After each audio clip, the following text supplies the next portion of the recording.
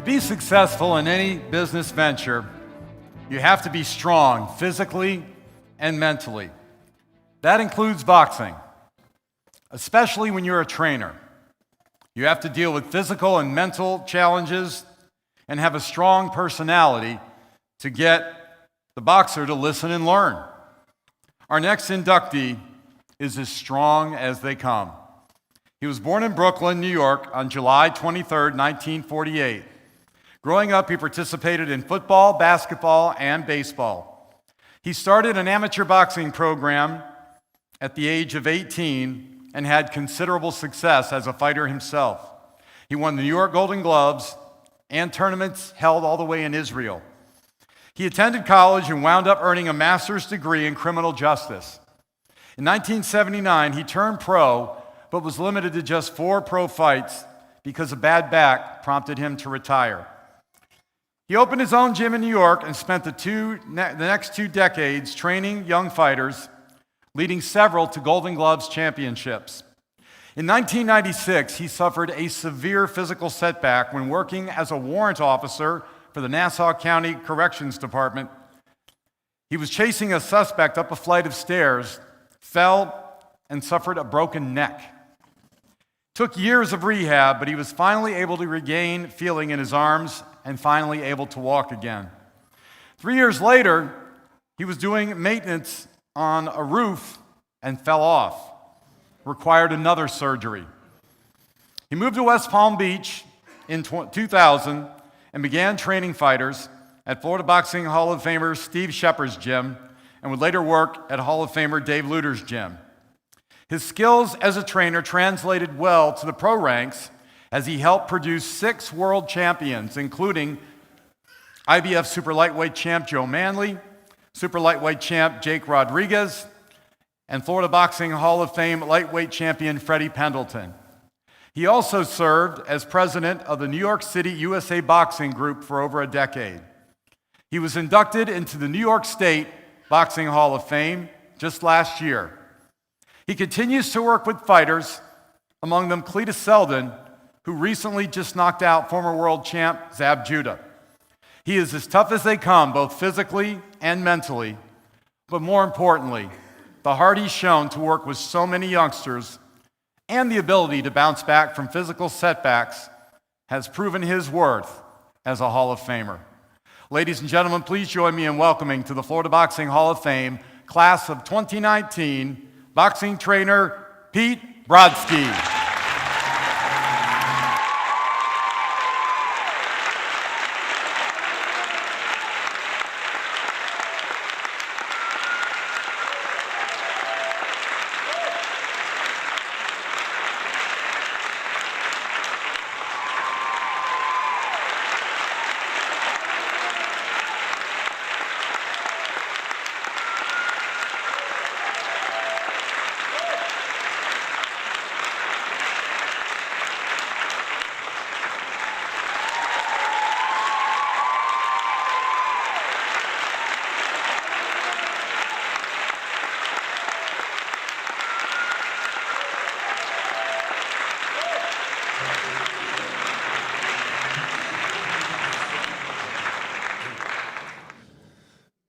Well, thanks, everybody.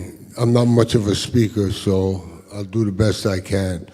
First of all, I want to thank the Florida Hall of Fame because this is one of the best days of my life. I was fortunate enough to experience an induction last year in New York, and though that's my home state, my feelings and what went into doing this in Florida mean just as much as anything I ever did in New York. And needless to say, over the last 20 years, I've met and encountered a lot of great guys and women through the boxing. And I guess most of my leisure time in life has been spent in a boxing gym. And I have to say that probably, had I not gone to a boxing gym at the time in my life when I went, I probably wouldn't be standing here right now. And I know everybody stresses and talks about the techniques of boxing and the sheer power and destructiveness that fighters have. But I want to make it very clear that my perception of boxing is two men have two arms and two legs. They strive hard to achieve a goal, and they give up things that most people in this world could never give up.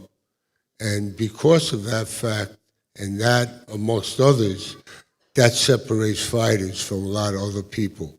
I'm sure other arts like MMA, they have the same type of feeling. But what a fighter has to go through in preparation for a fight, the deprivation of not going out with his friends and not being who he's supposed to be at that age, the diet, the constant physical workouts, the running, having to go to work during the day, then come home and either run at night or run before he went to work, then train 2 hours in the gym, then see whatever family you have, if any.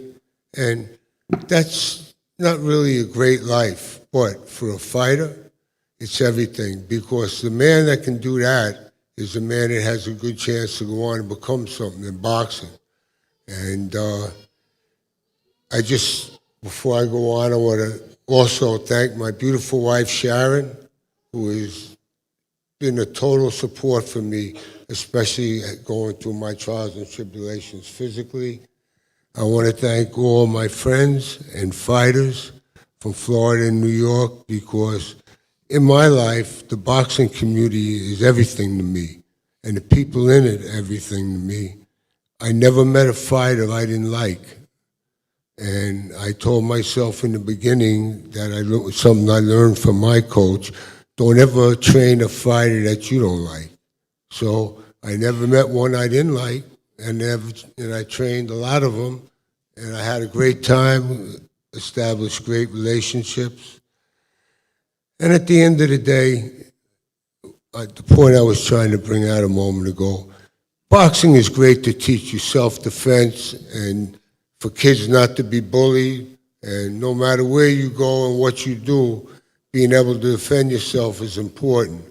And the sport itself is the first sport known to the Olympics. It's the most competitive sport and absolutely the most stressful, but the sport that gives you the greatest accomplishment. Winning a Super Bowl is great. Winning an NBA title is great. But when a fighter wins a title, there's only one man that walked in there, one man that took the beating and suffered all the deprivation leading up to the fight to be there that night. So when they raise his hand, he looks at his trainer and he looks at his family and the people in his camp, and he expresses great love. And at the end of the day, when he goes home and looks in the mirror, he sees that guy that didn't go out and party with his friends. He sees that guy that did run when he didn't feel like running. He is that guy when he comes home with a busted nose or his eyes out like this, he has to pick himself up and go back to the gym the next day, because he's a fighter. And what a fighter is a very, very, very special person. He may not have a master's degree, and he may not know how to knit or whatever in life, but there's one thing that he can do, and very few people have this ability. When he walks in those ropes, any fighter that really applies himself and wants to be somebody, he sees things the rest of the people don't see. And even with fighters themselves, you have different classes and different levels. But the guys that get to the top, they walk in and they see something in their opponent or during the fight that the rest of us don't see. And that is another thing that helps define greatness. So I just want to end by saying that my daughter and her husband are making a film about boxing. It's called Some Days You're the Dog and Some Days You're the Tree. And it's a story about me and a lot of my fighters to just generally show, hey, nothing is great, nothing's fantastic, there's no silver lining at the end. It's just a movie to show what we go through day in and day out. And that in itself, without a script, is happiness, is discipline and love, and most of all, it'll show that boxing is a sport unlike any other. Thank you so much.